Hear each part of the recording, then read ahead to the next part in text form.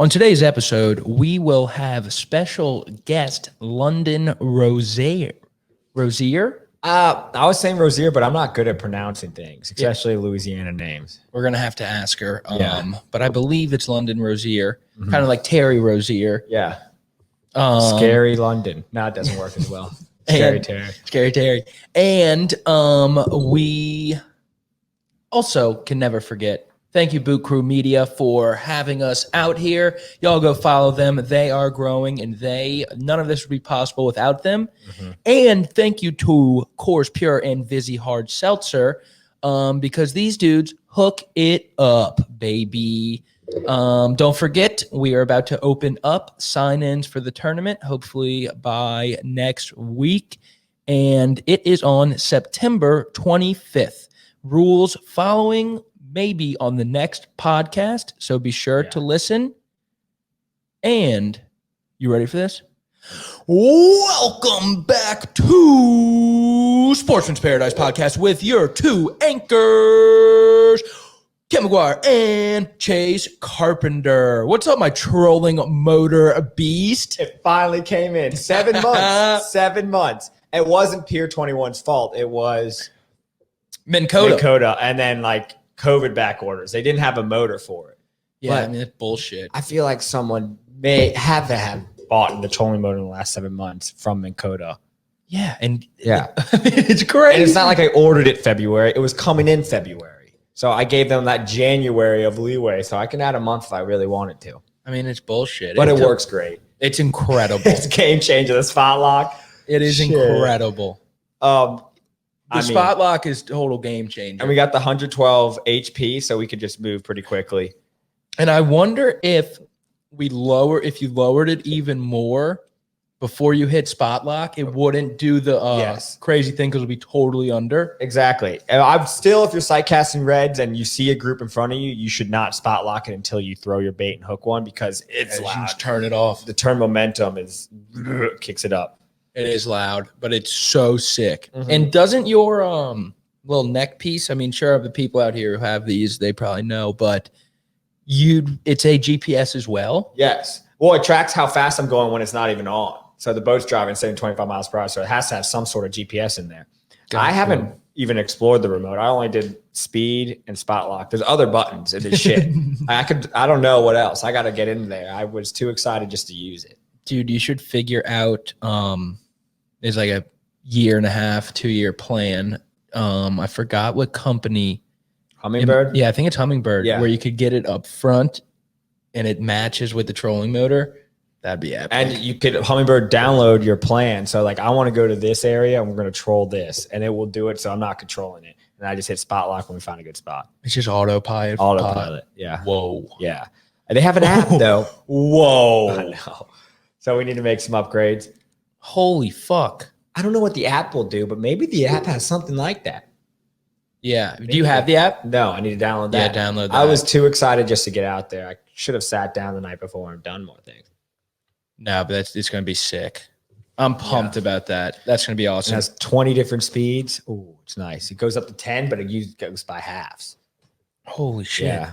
And tell them the first test when we went out to the rigs, how impressive it was. Yeah, it was getting the current was pretty strong and the waves were kicking at one point. Yeah, it was blowing keeping us right there. 15 dead in our face. Yeah, with decent sized waves, and we didn't move. It was unbelievable. It's working its ass off. See it turn like.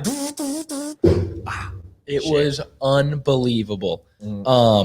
Yeah, that thing was sick. But we took it out on Saturday before the shitty weather came. Late morning though, we got out there at 8:39. Mm-hmm.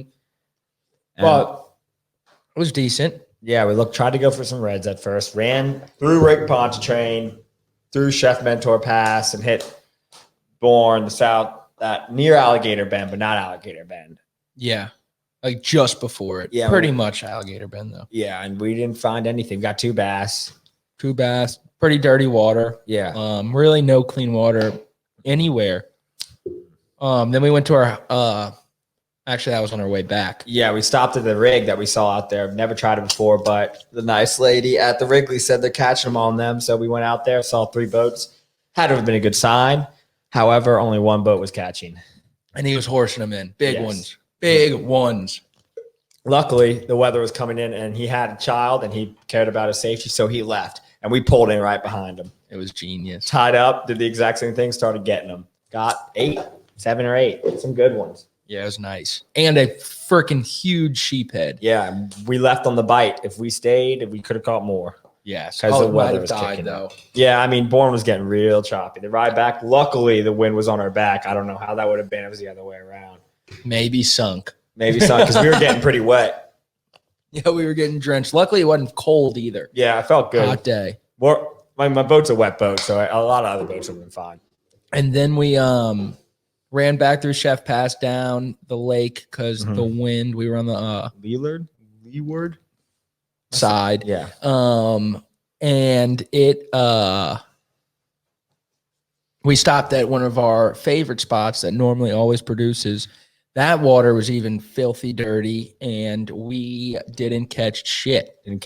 Saw a ton of bait and everything. Just couldn't get a bite. And we thought we saw a back out of the water, but we were throwing live shrimp in a corner. We cornered it. Yeah. So there was nothing. And there were still wakes all around, everything. So it must have just been the biggest mullet you've ever seen. Yeah.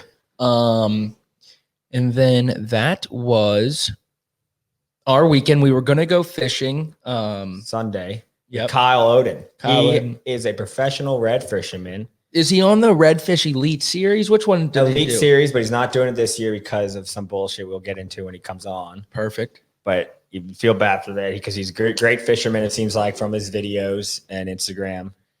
But we were going to go with him in Point Ocean. Pack, baby. PAC. On his awesome boat with that tower he has. He said he can fit 2 people on it while side casting with a trolling motor in front. Oh, man. That's going to be sick. Yeah. I'm so pumped. So we have that. We had to cancel because it was due to weather. Good cancel. It rained all morning, at least where we were. I don't know where it was there.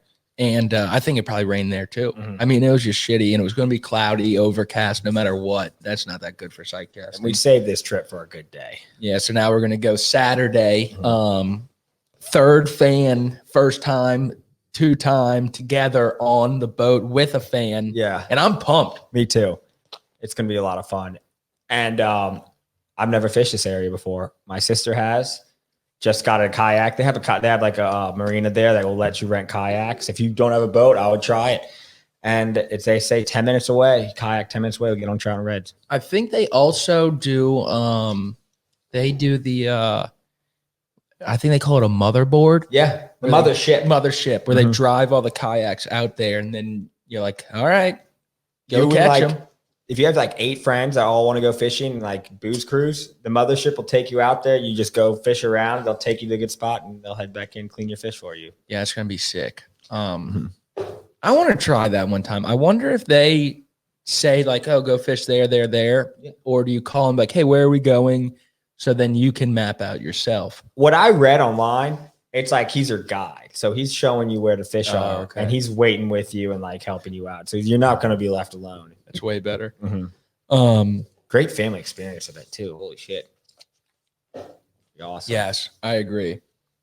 So tune in for next week when we get Kyle Odin on, and that will be sick. We'll recap our trip, hopefully. Hopefully that all works out. And now, London fishes. How come every time I come around my London Bridge, you're coming down now? London. It's coming down now. London. It's coming down now. Is it coming down now? Sorry, I ruined you. Yeah, you're right. Okay, you good. fucking nailed it. And now here she is. Boom. Welcome, London Rosier. Roger. Thank you very much. She's got quite the list of accomplishments. She's a fisherwoman, TV personality, firefighter, EMT, marathon runner, philanthropist with Camp Soul Grow, and a ballet artist. How's my girl Dawn Palazzo doing? Oh, I love Dawn. I love her. She actually contacted me recently she has some old costumes, and she knows I love the vintage stuff. So I thought that was really sweet of her. I love her. Small world. Small world. She, I don't know if you've ever met her husband, Vic, but that's my mom's cousin. So I guess like my second cousin. I don't know how that works. No, not great uncle. Sorry. Yeah. Take that away. But all Italian. We stay close. She's great. Yeah, she's classic. But how do you make enough time for all of that? That seems amazing. Training for a marathon seems time consuming enough, but you're out in Venice fishing. Well, I kind of don't train like the normal, marathoners train. I like to say that I'm a non-runner marathon runner. So I kind of just stay in shape year round and do different things that keep my endurance up. And I'll dance, I'll run, I'll go to the gym, do weights, I'll be on the boat getting a lot of exercise, and I kind of just am mindful of it. And then when it's time to get really ready for the race, I'll do what I need to do as far as like cutting out certain foods and upping my cardio and stuff like that. But it's really mental for me. Okay. Mostly, I love to run the marathon. I mean, I don't love to run the marathons all the time. I'm like, why am I doing this? But I love the perseverance and just practicing, making it through and keeping your mind focused on your goals and just breaking through the barriers and getting, reaching your goals, So that's why I do it, Yeah, that's awesome. And you also run for charity a good amount, right? And your camp?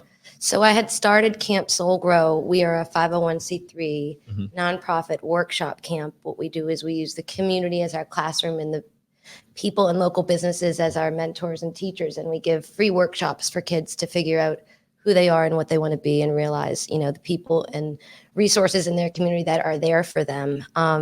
When I had started running, it was really just a personal sort of, goal that I reached. And then I started doing another one and raising some money for charities. And then of course it became something for me to do to be able to raise money for my own. And it really inspires the kids, and it does, kind of help us bring in some money and especially, this past year, just like keep the heartbeat going that we're trying to get through, everything that COVID did to us and to everyone, So yeah, I have actually 75 days from today. I will be running my 21st marathon in London. So it's, in London? In London? 21 and 21, London and London. London takes on London. And then I'm done. That's what I say. We'll see. We'll say. Were you done after 20? Well, I was gonna be London and London 20 in 2020, but then COVID happened, moved me to 21. I had to throw in Rhode Island last month, or just throw in a marathon. Casually do a marathon. But I'm looking forward to it. I've been to London before twice, and it was just really, this one kind of like is for me after all the ones I've run for other people that have passed and for the kids and just for other reasons. This one is to bring it home and sort of retire on a good note, like my namesake. Awesome. Love it. Retire London on top. for London. That's awesome. And you were saying stay in shape on the boat. You have quite the catches, which is crazy. Every time you look, you got a massive tuna, massive snapper, massive swordfish. So grateful. Yeah, it's amazing. I get jealous all the time. Like, God, I want to get out there. It's so much We'll fun. send a picture back. Look at this thing. Yeah. I know. But you were talking earlier about how you aren't locked in with just one captain. You can fish. You fish with a multiple amount of all them. of the captains, yeah, all right? The captains. I feel extremely fortunate and blessed to be able to, fish with all of the captains out there. I'm not married to one boat particularly, which has its advantages and disadvantages. My schedule is fluid, which is good sometimes and not good sometimes. But at the same time, I really enjoy being able to learn from other people, see other styles, and kind of pick up different things. Like as I'm on my fishing mission, I also feel like I know how people fish, and as far as like booking people, I can steer customers to the right captain or boat, based on what they're looking for.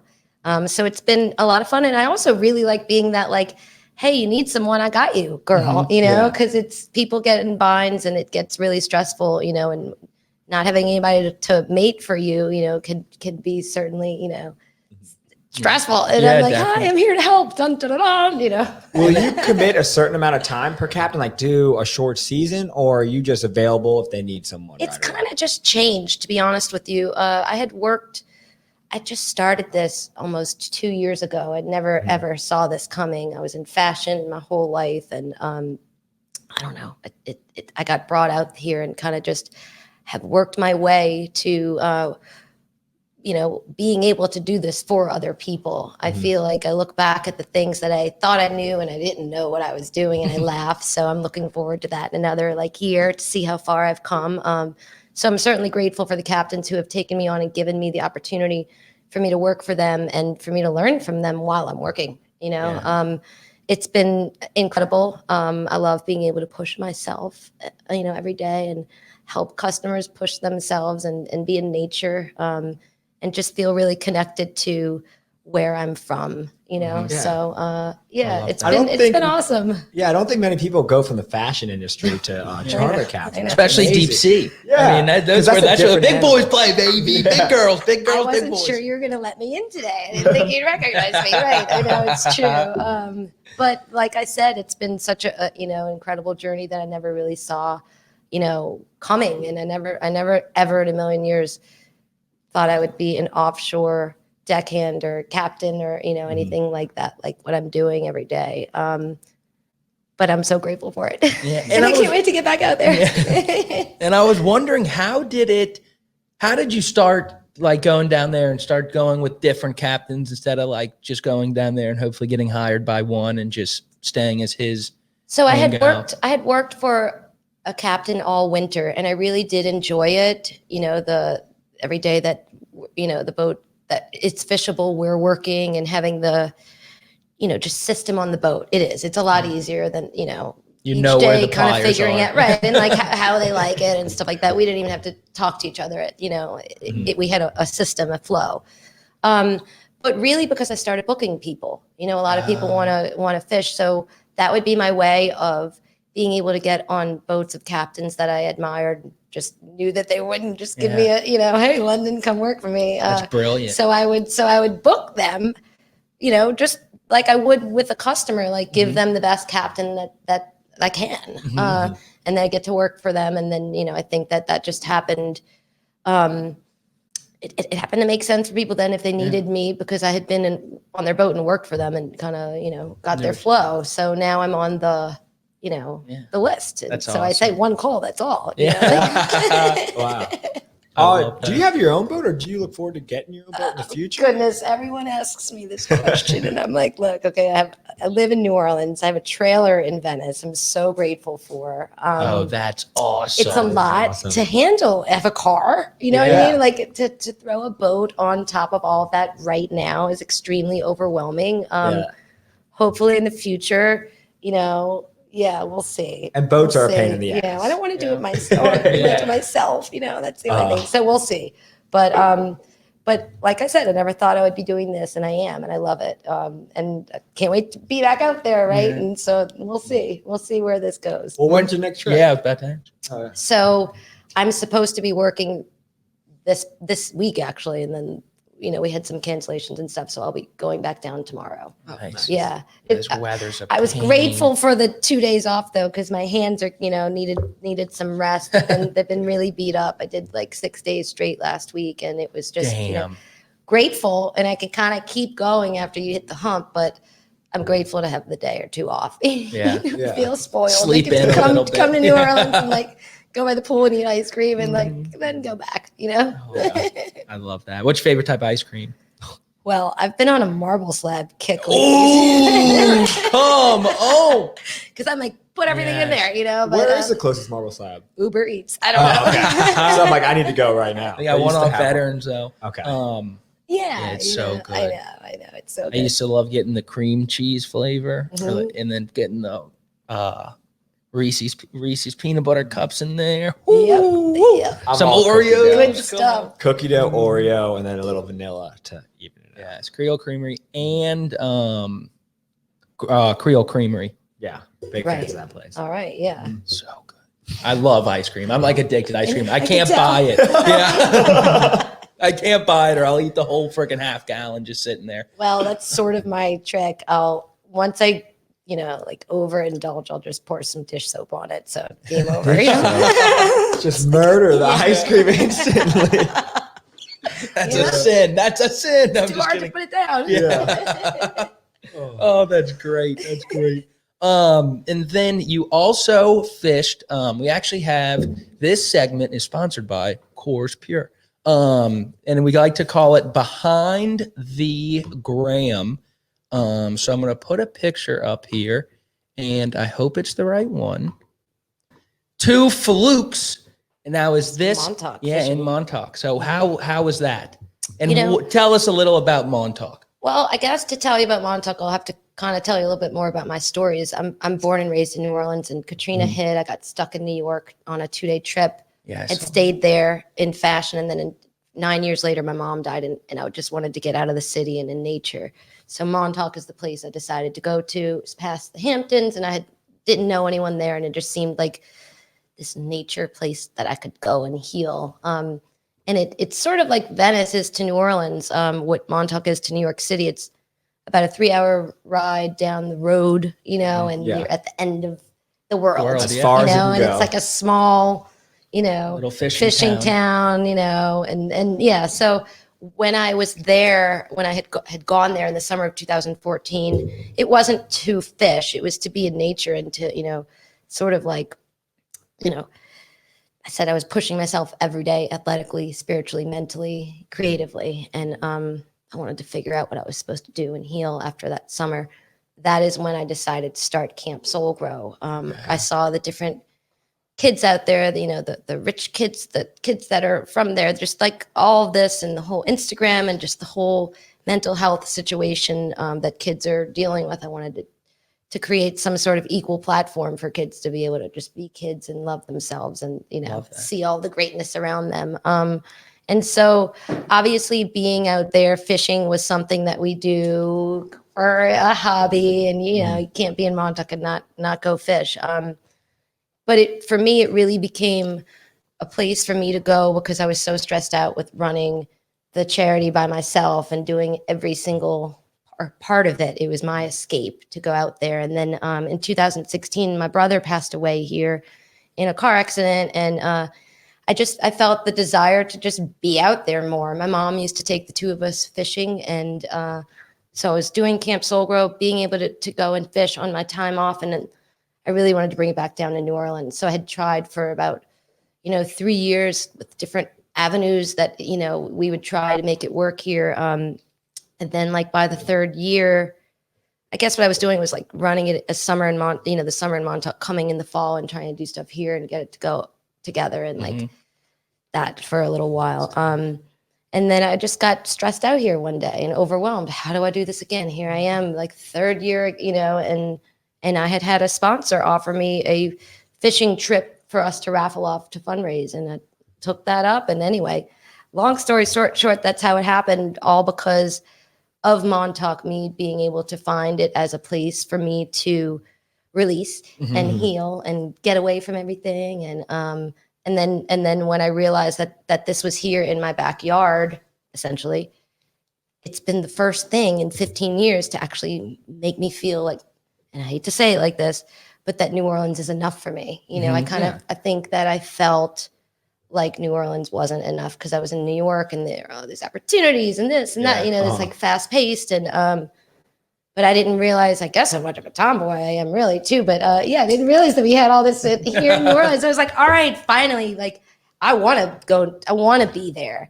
So unfortunately, I came back without my family here, but I do feel like I'm out there living their legacy and I'm able to be with them out there, and I definitely think that's why, we got these big fish that are always coming on my boat, because they're I looking had my down angels. on you. Yes. Oh, I love it. I'm writing a children's book called Feed the Birds, sort of Another about one. it. Another accomplishment. A writer. Wait, Feed the Birds? Oh wait, also I didn't tell you. Yeah, I'm a deputy too. And deputy. Yes. Oh, I did miss that. Oh, shit. Yes. Wow. I mean, you do it all. Isn't it funny? Yeah, I mean, it's amazing. I know, it's kind of funny. What do you? I feel like every year, do you pick something else you want to check off the list? No, but I do right now, which is like, sort of off brand, if you will, for me. I kind of want to start like the trading, you know what I mean? Like the turbo trading or whatever, like I want to learn how to do that so that I could make money while I'm fishing and Yeah. dancing and doing, my stuff. Cause, Well, I think you'll be able I to gotta pick figure that that up. out. Yeah. You know? Yeah, you figure with it your out. talents, you'll be able to get that pretty quickly. We'll see you in like a New York Times article making millions. Like Biggest- stock trader. Yeah. Why not? So, You're at Wall Street hitting the button, opening. right. closing the stock I don't market. know. So I was just kind of thinking maybe I could take like some online classes or something and then get good at trading stocks and make some money on the side definitely. while I'm fishing. I don't know. We'll Oh, see. definitely. great. It'd And be brilliant. then I can afford to do Camp Soul Grow again, like out of my pocket. You know what I mean? Not have to rely on other people, which is the hard part about nonprofits, Yeah, definitely. You Yeah, that reminds me. One of my friends, I'm going blank on his charity. He actually takes a bunch of underprivileged kids and they teach them I think from like 5th grade all the way to like seniors in high school. And they sit them down and he brings in one of his friends who's a stock expert and he teaches all the kids what to do with your money. And That's great. Yeah, The it's schools awesome. don't do that. They Yeah, don't right. tell you how to handle your money. They teach you algebra. Yeah, and every Right. night they teach them like a different life skill almost. I love it. Yeah, so Right. that's a great It's a team. good one. Feel bad I'm not giving them credit, but I'll look it up in a second. Right. Yeah. Yeah. Well, and that would be like a workshop that we would do for Camp Soul Grow. Like the idea is that everyone's a teacher and there are things to learn from everyone, and that there are things that school doesn't give you in life that you should, Right. know and have opportunities to learn. So hopefully we can get it revived. It's been tough and I don't want to go back to Montauk and do it. So I've committed myself down here and I'm trying to get the ball rolling again. Well, if you ever need any volunteers or anything, give Yes. us a call. Let We'll us We know. should do a radio workshop. Yeah. I mean, it's That would like be awesome endless. to get over yes. here. I'm telling you, we they, could. oh, cool what the kids feel right here. You know what I mean? It's all Because about. one of them might have the best idea, be the next hot podcast or YouTube channel. Right. Show them what we got. Right. Yeah. And the things that they say. Oh, Yeah. yeah. They say Oh, I the bet darndest it's great. things. Yes. We had one guy on here and he brought his like His son? how old was he? Like 5? No, maybe a little older. Yeah, maybe 8. Yeah, and 8. He was like an actor, and he like would jump in, start talking, and we would just let him keep talking, and he goes, "Oh, I got a funny joke," and then we were like, "Yeah, tell it." And he's sitting there with his dad, and it was what was it? It was why did the 5th grader bring a lighter to class? And we were like, "Why?" And he was like, What was To it? get into high school. Yeah, to get into high school. Yeah, we're like, how'd you? What? Yeah, his dad was like, "Oh, Right. Yeah. Oh, that's funny. It was Tell that great. one on the boat. Yeah. They laugh at me. I tell the like kindergarten / high school jokes. You know what I mean? Oh, those are the corny best. ones. Yeah, those are the best. My dad's a teacher and athletic director, and he has got the best jokes of all time. So I love bad jokes. But so you started fishing. Yeah, you started Soul Grow. Then did you guide ever in Montauk, or you just fished? No, I mean I would take the kids and help them, but no, it was nothing. I never saw this coming. It was something that I just did for fun and as like a release, or like relaxing sort of, I don't know, escape. Mhm. Yeah. I love it. And then the next one was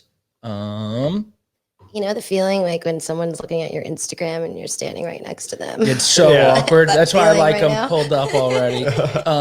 But it was this one was the first one, Yeah. and then this one, Yeah. Big Mama right there. So that was an incredible day. Uh-huh. Right. Me and Captain Justin Fayard, who's a friend of mine, I had fished with him last year a little bit and hadn't fished with him all fall or winter. He had asked me to go on a trip with him. It was just the two of us. We were going on a meat run. And I thought he was sort of auditioning me a year later to be his new deckhand, or something. So I was not going to let him see me sweat, and he's like, get ready to do a lot of reeling. I was like, all right. We went out, got a really nice wahoo, easy, and then dropped for a sword. I was so excited to get my first, not that one, but the other one that you had up. This is the first one ever? Yeah, that was my first Wow. all me hand crank, in the black magic belt, like just completely me. And, it was like awesome. It was about 140. It had come in the boat, really super lit up. And Justin, I swear it was like, I'll never forget it. I joke and say that if I could paint, like the picture in my head that I will always remember of him like wrestling with the swordfish, blood everywhere. He's like on the ground. I mean, it's wild. He thought he was going to die. You know? And I was just like, what can I do? And then he's like, did you get that on video? And I was like, what? No. You almost died. Like, is that what you want me to do? Okay. His last moments you're filming. Yeah, right. I was like, I don't know. Capture this. Right. So he was all shaken up. I was shaken up for seeing him being shaken up, to be honest with you. But still, it was like, get the rebar ready, get the next squid, like, let's drop again, right? And he was like, come on, no. I was like, come on, yes. So he's like, you said I was going to be real in a bunch. Let me do it. Right. I couldn't believe I was asking for more, but I could. So I started cleaning up all of the blood. I mean, the boat was covered in blood. He was wrestling this swordfish for like, 10 minutes, and then it went wild for a while. And it was just, we thought it would jump out the boat. He was hoping it would, actually. And so right when I got like the last, speck of blood cleaned, of course, like that was the moment we got bit. I was even going to change into my bathing suit. I couldn't. I didn't even have time. He's like, get back up there. I was like, and then at that point I was like, you can help at all? He's like, oh. And so I was like, okay, and just, again, don't let him see you sweat kind of thing. And he was just sitting there eating peanuts, just looking around, laughing or whatever, and I have these blood blisters on my hands. That was like really the most painful part of it. Yeah. I think a lot with my marathons is knowing, that pain will be temporary and just how to manage it and deal with like endurance and perseverance of it all, right? Yeah. But this was physical, it was like popping blood. So I remember even screaming to him, get some duct tape, tape it around my hand. He's like, that's crazy, but okay. And so he did it, and then that started like burning. I'm like, ripped it off. I just wanted something. It's like a wart almost. You put it on there and it doesn't do it. But then it started rolling and got all tight, and I was like, bad idea. So that was, my hand was so ripped up. Anyway, so this was the second one, and it came up in about 45 minutes, and he didn't have a harpoon on the boat. And I didn't know at the time that he didn't believe in harpooning swordfish. So I was like, get out of him! Like, get here! Like, you know what I mean? Like, what are you doing? And he's like, he's still eating peanuts. He's still eating peanuts. Don't got one. Just like chilling, And he's like, look at this fish. And I never like take the time to like look over at, you know what I mean? I should stop and smell the roses. But he was like, look at this. And I looked, and it was so beautiful. Can't even describe like all the colors. And then right back down at the bottom. I was like, stop it. Why did you make me look? So then like another hour and a half went by. Oh, he's still eating peanuts, chilling. I'm like, he's having a real good time. Peace Marvel watching on the radio, trying to make me like nervous. And I'm just like, horse blinds. Don't think about it. Just get the fish up here, So end up getting it back up after like another hour and a half, I think. And then it's just me and Justin on the boat. So we have 3 gaps in it. We go to try and bring it in the boat, and it's 275 pounds. We didn't know that at the time, but it was a big boy. And we couldn't fit it through the tuna door. So it was just like the funniest, I'm 5'2", whatever, like, and so I'm like laying on my side with the gaps, like trying to it's not happening, and so he's like, go get a rope. So I got a rope. We tied it. I tied it to a cleat, and then he tied it to the bill, and then we were able to kind of inch it and move the fins, and what I mean. We got it and shut the door, and it was incredible. And then we just put it on the side, we're heading back, and I'm like, Justin, you think I could take a picture, please? Even though I'm trying to be you deserve a picture though after that. Audition. And he was like, no, only if you drag it to the back. And I was like, all right, here I go. So it's not moving at all, And so he's like, all right. So he drags it to the back, and this is the picture right here. You had, and then we put it, and he's like, man, that really is a big one. I'm like, it's definitely the biggest fish I've ever caught. Right? The one before that was, anyway. So, but then so it was the biggest fish you caught in your life, and then right. Well, actually, not really, but swordfish. I've caught a 194 yellowfin tuna. So that would have been a bigger fish, but still, it was amazing. And so we came back in, and then, we weighed it, and it was 274.8. It was just spectacular. So I had, was so grateful, and had, I'm like, it was bittersweet because I'm like, great, like, wonderful day, but this is it. Like, I'm done now. Like, this is, I've like climaxed in my fishing. So sure enough, I had some customers come out, wanted to catch swordfish. Of course, I'm going to take them with Justin, and we caught a 297. I was just like, all right, well, what do you want today? Yeah. So yeah, we have a good time. I've kind of got the little swordfish charm nickname given to me, which I am more than happy to claim. If y'all want to catch swordfish, you know who to call. It's the captains, but I definitely, like I said, I believe that my angels are out there with me. I work really hard, and it all comes together, and it's happening. Hard work pays off. Yeah, it's happening.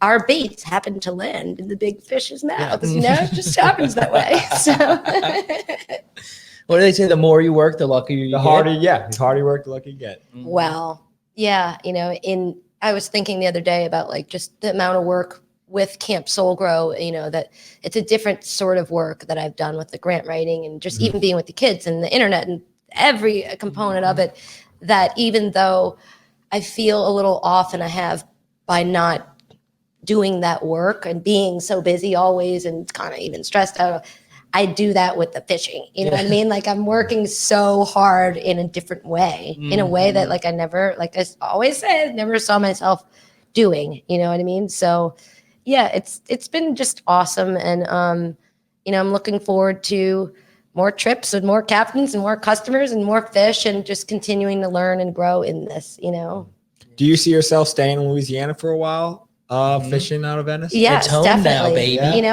Good. I was joking with someone the other day because I have a trailer that I never thought I'd like pray for a trailer so much in my life. And I'm like, I really want to move closer to the Dollar General. My goals are just so, but I love it. You know what I mean? It is what it is. And I really am just so incredibly fortunate and grateful. So yeah, I love it. And it has been what has brought me back.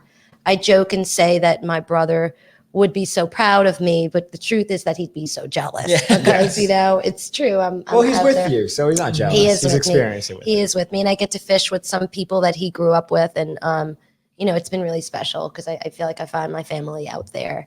That's awesome. Yeah. That is awesome. And then, what do you like more, tuna or swordfish? Catching, fighting, and eating. So catching. Okay, well, I'll say fighting a tuna, catching a swordfish, and then eating swordfish. Yeah. Come on! I'm a tuna guy myself. I like do, but I have my. Maybe I'm just kind of tuned out. You know what I mean? Like, we're so incredibly spoiled in Venice. It's who wants this tuna? You know what I mean? Like, I just brought my neighbors like 10 pounds of tuna, yesterday, and I'm just taking, I don't even, which is awesome. I love to be able to do that. But, no, I feel like maybe because tuna is like, everywhere for us, that like swordfish is my jam. I really like to, take some sesame oil and sesame seeds and make a little steak. That's how I do it. Do you put orange juice on your swordfish? I never heard of that. People were telling me to do that. OJ? OJ, yeah. We didn't do it. I have so much to learn. No, I don't know. I mean, there's different ways to do everything. I know that right now a lot of the guys are doing tuna poke bowls. Oh, that sounds good. Yeah. So. I told Chase on the drive over here. I was like, I almost texted her if she had any extra tuna. Oh my goodness! We could have poke bowls. I have scamp grouper and swordfish in my refrigerator right now. I gave all the tuna away. But yeah. Man. I'll bring you some. Yeah, if you ever have extra, absolutely, let us know. For sure. We just moved in together with one of our buddies, so we're always looking for some good food. Yeah, definitely. Well, and for me, I like to be able to give it away. I It's definitely nice don't want giving it in away. my freezer. Yeah. I want to be able to share it. Yeah, Yeah. you guys will I have to love it. come catch your own fish. Yes, I'd love yes, to. definitely. Yeah, I haven't gone deep sea this year. You I was not this going year. to go last weekend, but but I was dog sitting someone, so I couldn't do it. And they ended up catching, I think they got a bunch of red snapper, and then they got one like 100-pound tuna. Nice. Maybe like, I think it was 100 pounds, maybe a little less, but still, Nice. you go out and Yeah. get a yellowfin. It's And fun. it's, you know, that's what the customers want. 90% of them that come to Venice, they want tuna. You know, I'm always excited to have customers that are up for other sort of fishing, you know. I want to go catch And a wahoo. Yeah, I love eating wahoo. Yeah, I haven't wahoo's caught pretty one. good too. I want to. I think I've never even been on a boat with one. I've never seen one in person. Okay. So I Okay. gotta do We it. can fix this. Yeah, let's you know? go. Are your customers normally the same people in the locals, or they're from out of town? A bunch of new people that come out. I feel like, well, my particular customers that I book trips for are people that know me or have found me online or on Instagram, or, you know, or just know that I fish and can set them in the right direction. But I feel most of the customers as a whole in Venice are from Texas. Yeah. You know, yeah, Okay. there's a lot of, and Florida, you know, there's a lot of Texas and Florida. You know, to me, it's such, I'm so grateful because I get to be the mate on, you know, these people's fishing day that they've been looking forward to for so long. And they'll talk about forever and go back home, Forever, show and the just, pictures. you know, it's like so. I always hate when it's time for the customers to leave because I'm like, no, you're my friend. Like, you know what I mean? Like, you know, it's true. Yeah. I get, you know, we're on a boat all day. We get to know each Definitely. other. Y'all you go know? through a lot out there too. I mean, it can get rough, and then you are grueling in the Yes. heat. Yeah. Secrets for when it's rough out there and you get seasick. You got any secrets for that? I don't have. I mean, I would say most of the time that customers are really sick, if they're not like Dramamined up and stuff like that, it's from drinking the night before. So Yeah. I would say that would be the number one. You know, Culprit. just like, you know, don't drink the night before and you probably won't be sick. You know, like because if you do, I've seen it all the time. It's just the hangover and then the motion sickness. will get you. Right. It is the worst. Yes. Yes, and you know, you feel terrible. Terrible. People, you know, there's nothing you can do. Mhm. You know. Yeah. I heard jumping in the water. I don't get seasick Yeah. too often. I do when I'm hungover, but jump in the water, it makes you feel a little better. Yeah. I heard. I got super seasick last time, jumped in the water, but the water was like hot. And I was like, oh, this didn't help that much. So gross. Let me get didn't back on help. that beanbag And chair. it didn't help. Yeah, the bean bags. But I don't know. I mean, that's one thing that it definitely happens to people, and I feel so bad for them. I wish that I'm like, I want to hug you. Sorry, you don't feel good. You know. It's the worst. And I've gotten seasick a good amount. But I always feel terrible also because I'm like, oh no, like don't worry about me. Right. I'll be fine. Meanwhile, Like you're I'm like, not a trying to nuisance. Yeah. Like, Yeah. don't worry. Jump off the boat, right? Yeah. I know the feeling. I know. But yeah, I always still try to catch them, and then I'll go take a little 5-minute nap, There you hop back go. up, go Right. fight, Be try to useful fight at through least. it. That's Yeah, good, you know? try to. That's good. But you do any inshore fishing? Just, you know, not really. Sometimes you know, if I have a day off and I'm down there and some people say go, you know, I'll I hop will. on. But for the most part, I don't mean to sound like an offshore snob, but if I'm going to spend a day, I'd rather be sort of learning my profession, you know, and getting better at that and being out there. I just really enjoy being out there, you know, and inshore right now, I think might be a little too hot for me, you know. Yeah, 'cause- it's getting there. I do appreciate is. just like doing it all yourself and feeling you know, like the light tackle and, you know, but I don't know. I like the it's big fish. yeah, definitely. Yeah. Yeah, it's a different ball game when you go deep sea. It Right. really is, and it's awesome. Talking about different ball games, do you ever dive at rigs? I have not, you know, my whole thing and the whole time in Montauk, I didn't surf and this and that. I blame it on my contacts because I wear contacts and, you know, the salt gets in them, they dry, they fall out and stuff. And unless I'm going to be like the girl with the goggles on, you know what I mean? Yeah. Like I can't see. Well, you know? get prescription goggles when you're diving. Right. Well, wonder if maybe. they- And then they but- fog up. They do that. That's pretty My dad was going to get some, but well, then I they keep fog saying I'm up. gonna get LASIK, you know, one of Yeah. these days, Uh-huh. and I don't know what day that's gonna be, but it's like, you know, maybe once I can open my eyes underwater or just not have to worry about my contacts, you know, I will because it seems fascinating, you know, Yeah. a little scary. I'm not gonna Yeah. lie, but That adds to the thrill in your different world. You don't belong down there. right. I don't know. It I is have to crazy. practice holding my breath for sure Yeah, too. yeah. You know? I know I haven't done it. You did it in like But Bahamas. nothing intense like that. I did like 20 feet of water and shooting lobsters and small groupers. And That's stuff. cool. But it's fun. That's cool. I want to do the rigs. We have a buddy, Robert. He does that, and seems pretty cool. Yeah. With the big guns, they shoot amberjacks. I don't think he goes deep enough for a grouper. There was a spearfishing tournament actually out of Venice this past weekend. I think my buddy, do you know Bradley Leopold? Yes. Yeah. I love Bradley. He Out competed of in Grand Isle, correct? Yeah. Yeah. At the Hurricane Yeah. Hole. He's like my brother's best friend. So I grew up with What him. up, Bradley? Yeah. You're famous. He's a freaking beast. He always worked with Fish Commander. Okay. Do you ever go out with them or not I've really? never met them, but I hear wonderful things about Captain Lance. Yeah. Mhm. Yeah. Yep. Bradley says he's got the craziest stories, so we gotta get him on one day. Yeah, Um, love it. that's awesome. What boat do you? How many captains do you think you Your go web. with mostly? Yeah, your web. You got about 10. About Or- 20, 20. you know. Damn, that's So awesome. you have knowledge that I they've have accumulated. fished with almost every captain in Venice. The Ah. list is pretty small. There's That no is one I can awesome. say that's done that. Yeah, I, no. I feel guarantee. really like incredibly grateful more than anything. A lot of Mhm. times I'll feel a little embarrassed because I'll have to ask how do they like it or some of the questions. You know, I joke that I'm in high school with this, but I never really went to kindergarten. So sometimes I'll get intimidated when I get on, a captain I've never fished with, and I have my little questions to ask just to make sure I'm gonna do it right and Mhm. not let go out of flow. But that usually just subsides when we start fishing, and Yeah. I really stopped taking pictures the past 2 months. And I look back and I'm like, maybe I should have, because it's kind of, I could have like a really cool scrapbook with, I really get to fish with everybody. And like, if I had like a fish with each boat or something, and I That'd be have, cool. but I blew it with not taking pictures. Yeah. In the moment, I don't feel like taking pictures. Yeah, That's an issue never. with us when Yeah. we're fishing.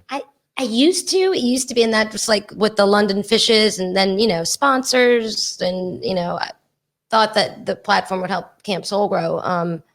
But then it's sort of, I guess I want the respect of the captains more than I want followers. Yeah, yeah. And for me, I don't want it to be about me when I'm working on the Mhm, boat. And definitely. even though, like take a picture with this cool fish is an amazing opportunity to like remember a moment and stuff like that. But at the same time, I kind of just head down and like them to just see that I humble. just care about the customers, Yeah. I So love that. What's your favorite boat? You like not captain, but Okay, just so but like actual actual boat. boat. Yes. Yeah. God, I'm gonna get in so much trouble for this. Okay, so there's 3 Okay. because there are 3 different kinds. I love Hunter Caballero's. He's got this aluminum cat boat that he kind of built himself, and it's got like the protective non-skid floor. I forget what you call it. Sea deck or something like that. See that stuff that's sprayed. I really, really love his boat. It's very fishable. It feels super safe. It's dry. It looks awesome, and I love his boat. Obviously, I love Freeman's. Yeah. Mhm. They're nice. You can't not say you like. They have so many cup holders. You know? It's amazing. They are Well, it's they're great. phenomenal. Every part about the Freemans are wonderful. Yeah. So obviously Freemans. But my friend Katie and John Duplass from Pelican Charters have an Onslow Bay that I really, really love.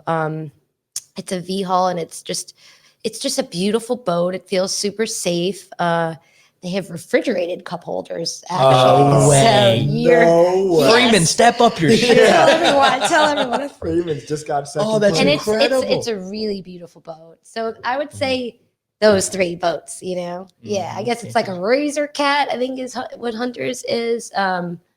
Freeman and Onslow Bay, personally. And the Onslow's the fastest, right? Because of the V-hull.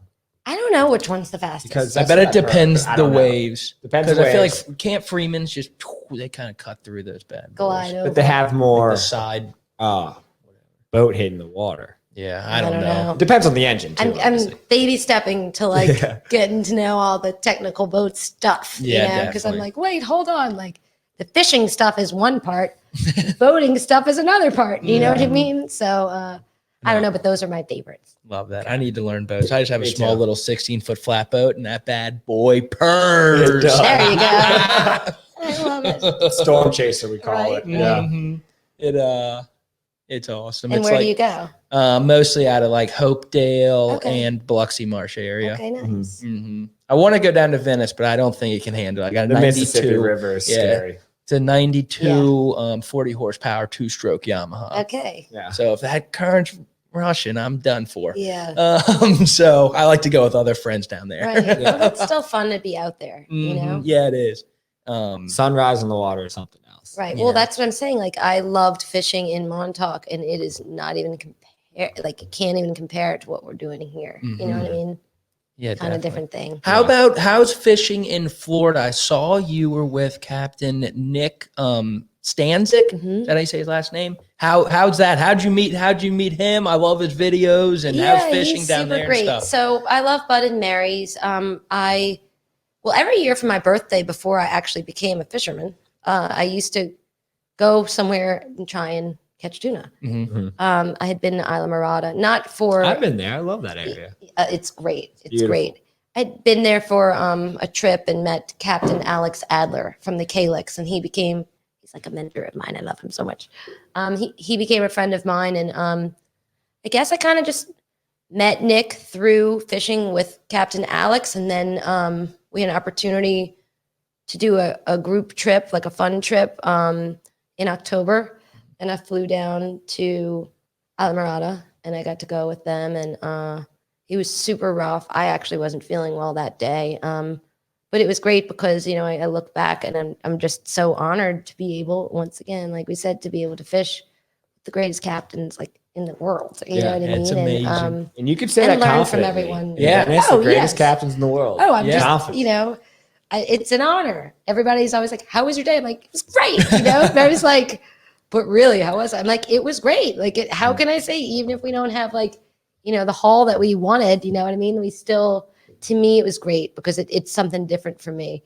I've asked my questions and I've gotten to watch things that are different, and things make more sense to me every day, you know, which is, you know, important. What are some things where if we go with a charter captain and or just a friend who has an offshore boat and going tuna fishing, what are some things you recommend for people to maybe not learn before, but don't do, and what they should learn before, I guess. Yes, also. prepare. Yeah, like how should we prepare? Well, definitely bring rain gear, I would say. I Especially never now. do that. It's Yeah. tropical. honest. It's like subtropical weather out there, Yeah. you know, and the Wind Finder app and stuff like that will give you like sort of an idea. But even the other day, we thought it was going to be completely sunny, and it was lightning, thunderstorms everywhere. And it's, you know, so I would say just being prepared physically, right? Like having your rain gear, having your water and food and stuff like that.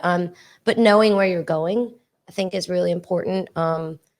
There's a lot of, you know, especially like going down the river and through passes and stuff like that, just like knowing where you can go through and not get stuck, and how to navigate and having a plan, you know. Yeah. Obviously, you know, having like radar and radio and running lights and all those important things too, you know. Yeah.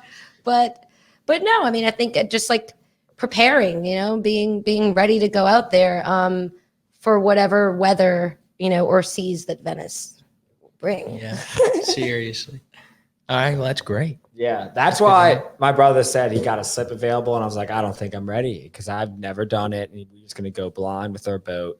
It's a 23-foot tremblay, so I mean the river I'm still scared of out there with one engine. I don't know where the sandbars are. I don't know what there's underwater structure. So go with someone, you know, or have a captain, you know, or a mate that, you know, knows what they're doing, like, you know, help guide you and just kind of give you, you know, or follow someone if they say it's okay. Yeah, you know what I I just mean? on someone's ass the whole time. We had that happen to us once. Yeah, we did. This guy was like, "Y'all been catching fish?" Like, "Yeah, we caught some yesterday over here." And he was like, "Oh, perfect. I'm gonna follow y'all there." We were like, "Oh, all right." What? And we kind of thought he was joking. And then like we turned and he was like, "All right, let's do it." And he just followed us all the way to our spot. And we were like, "All right, Yeah. You know, let's fish." Southern hospitality. Yeah. Right? Yeah. It was priceless. But let's see what else. What else you got? We got one of the biggest tuna you got 191 2 pounds. You 190. I got a 193, 193. and then the next week I got a 193.5. So I was, baby stepping up, but at least You it really wasn't do down. have that kinda magic funny. bite. Yes. It's kind of You funny. get 2 weeks in a row. That was ching, lump big. season last year, which is when the big tuna show up at the and And that's that- like mid-February to like beginning of April. This past year wasn't as magical as 2020's lump season. We've been weathered out a lot. It's Yeah. been so We've had like 30 frustrating. inches of rain over average. It's been so frustrating. Another reason that like I am so grateful for my position right now of being the little deckhand that could, instead of, no offense, but like having to move my boat out the water and be the guy in charge with all these bills to pay for the boat. You know what I mean? Like I'm not ready for that yet. Yeah, That's no overwhelming. I want to be able to do my job well and then feel comfortable and confident as I grow in this captaining, life. So we'll see. But I feel so badly, and just for the captains that have to cancel trips and deal with boat stuff and weather stuff because financially it's even the it's reels excruciating. even right? the reels are expensive. Oh, The lines, everything. the The hooks, hooks, everything. Everything's just like And customers don't understand. No. They have no idea. The You think gas. that wow, this trip is so expensive, and it is. It definitely is. But it doesn't.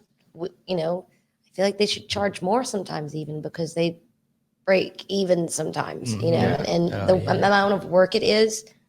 Oh, it's waking up. You Like hope to get 4 hours of sleep each night. Realistically. Yeah, and then we drive home exhausted, and then it's like y'all staying there cleaning the boat. Oh, you yeah. already cleaned the fish. We're hanging around drinking beers. It's like, It's golly. like, I'm so tired. Yeah, I just y'all went bust inshore an y'all's hour away. ass. And the biggest thing that I see too is that the captains are away from their families, and deckhands and stuff like that. For me, it's a little different because I make all of them my family. But yeah, I feel for them and for their families at home that they don't get to see on a regular basis because they're grinding for the paycheck, and then these customers come on the boat and they're like, hi, good morning. We'll have, limit of jumbo tuna. We'll have a marlin. We'll have a wahoo. We'll have a swordfish. And it's like, yeah, okay, we hope, let's go. Like, we'll try, you know what I mean? But there is that like standard, I guess, that is set because maybe of Instagram or stuff like that every day, people expect more, multiple huge tunas. And it's we will try harder than, we want it more than you do. Yeah. Because we want to do a good job for you. It's our livelihood. And, not trying to be embarrassed out here. Well, we want to give it to, and it sometimes not God's plan, you know what I mean? But we certainly try. It's fishing, not catching. Yeah. Right. That's why sometimes I hate bringing some of my friends. Like, oh, we're not catching shit. It's like, shut up. I'm not a captain. No, it's to like, have I our don't best know. days on Instagram. They see that, they're coming for that day. It's like, that happened once last year. Yeah. It's like, we're not, It's true. we're not, yeah. I know. I know. But God, is it fun? It is fun. It is so fun and just completely humbling and rewarding and, a little crazy too. I remind myself, I'm like, we kill small animals to kill bigger animals. It's a little like, what am I doing, for work, But it's beautiful, to see all these beautiful creatures that God made and be able to just work and play in all of it. It's spectacular, just the other day we're like a foot from a whale, or just a whale shark, huh? It was a sperm whale. Whoa. Yeah, it was huge. We almost saw a whale shark with my buddy. He had a trip for his birthday and we were going to go swimming with it, but we couldn't find it. Well, it was just the things you see out there are it's humbling and it's beautiful. And I don't know. It's never the same rewarding. day. It's never the same. There, I don't ever usually want to come in. There are definitely days that I do, but for the most part, as soon as we get back in, I'm ready to go back out, and that's how I feel right now. I'm just like, okay, my hands were good. It's been 2 days. Okay. Let's do it. And I was laughing. I was doing some research for today, and I was laughing at one of your captions where it was like, I love the overnight trips, but hate it sometimes. Or like, I love the overnight trips. And then you had one, I think I said the wrong thing. And you're like, I love sunsets, but I hate it because that means I got to go back in. Oh, right. Exactly. It's true because with those day trips, and that is more of that post was in Montauk because we were 20 minutes away. If we're out there in the sunset, I guess we do in the winter. But the sunset here is like 8 o'clock at night. Yeah. So I'm cleaning the boat during the sunset, But yeah, in a sense, if the box is full and the customers are happy and they're ready to go in, yeah, let's get back. Like I aim for like the hot lunch, like everybody talks about and stuff like that. But for the most part, you know, I want to stay out there and not like throw in the towel until we have to, you know? I love that. Yeah. It's a not quitter mentality. Yes. That's why you can run marathons. Yes. That's why you do. That's why Keep you got me out there. Yes, exactly. Oh, I do. I love it. I love that too. And then I got one more question. The Vizzy Hard Seltzer question of the night. And it is what is your favorite fishing story? It can be about anything. You could have caught a fish this big, but you were with someone special, or what's your favorite story? Put her on the spot. I put her on the spot. You're so no, right. Who puts me on the spot? Well, I mean, I have to say that this day was one of my favorites because I didn't see it coming. I was able to push myself, and like it gave me, like I was telling you earlier, a little reeling confidence. You know what I mean? Because now I'm like, all right, I got swordfish. I can reel at anything. Come on, send it to me. You know what I mean? It's funny too when guys are on the boat and they get tired. They love to put me on there. I'm like, come on, let's go. You don't think I can do this? Oh, they love watching me. I like feel like I'm like, you know, like, I don't know, performing or something. But I don't know. I mean, I guess I really miss taking the kids fishing. You know, honestly, such a big part of me has been missing since I haven't been able to do Camp Soul Grow. Such a big part of me has been found because I've been able to fish in the meantime. But I look back and I realize how special those workshops were for me because I guess I didn't know that I had this fisherman inside of me. But watching them try something new, you know, learn a skill and then, you know, catch something, they get so excited about it because it's something that they did.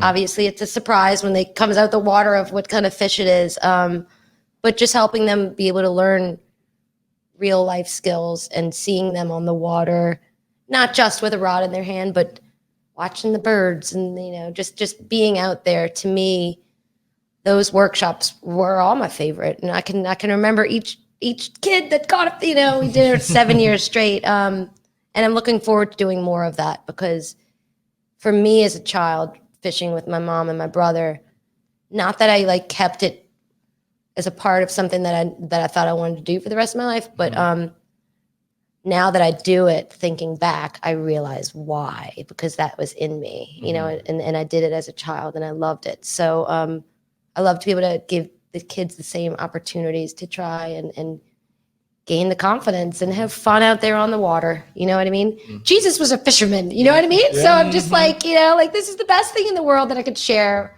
with anybody, you know, and I don't know, you reap your reward, harvest the bounty, you know, it's a real beautiful thing, you know? That's great. That's great. My cheeks are going to be sore tomorrow. Your stories are making me smile every time. Oh, good. I'm glad. But London, I really appreciate you coming on. Thanks for coming on so much. late. What an honor.